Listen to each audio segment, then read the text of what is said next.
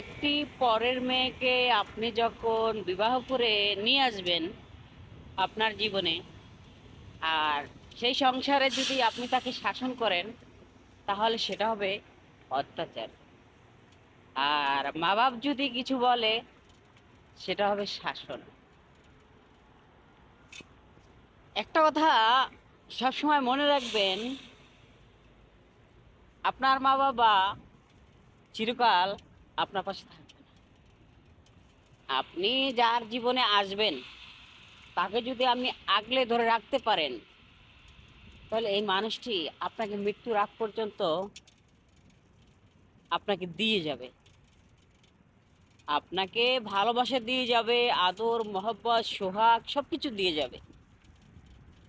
আপনার জন্য সে লড়াই করবে মৃত্যুর আগ পর্যন্ত, যদি তাকে আপনি স্বামী হিসাবে ভালোবাসতে পারেন। স্বামীর শাসনটাকে আশীর্বাদ মনে করবেন। আমাদের সমাজের অনেক মেয়েরা আছে, স্বামী যদি একটু রাগ দেখায়, একটু শাসন করে, তাহলে সেটা তার কাছে অত্যাচার মনে হয়। না আপু, এটা একদমই মনে করা যাবে না, মনে করবেনও না।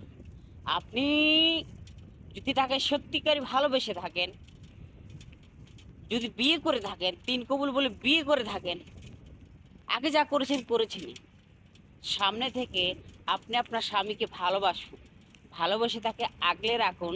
দেখবেন সে আপনাকে মৃত্যুর আগ পর্যন্ত দিয়ে যাবে। নিজে নেই আর না নিক, আপনাকে দিয়ে যাবে। অতএব স্বামীকে সম্মান, স্বামীকে মূল্যায়ন, স্বামীকে ভালোবাসতে হবে, স্বামীকে আগলে রাখতে হবে। স্বামীর প্রিয় কোন কোন জিনিসগুলো প্রিয়, সেগুলাকে সবসময় সাপোর্ট করে দিতে হবে। তো এটাই হচ্ছে কথা।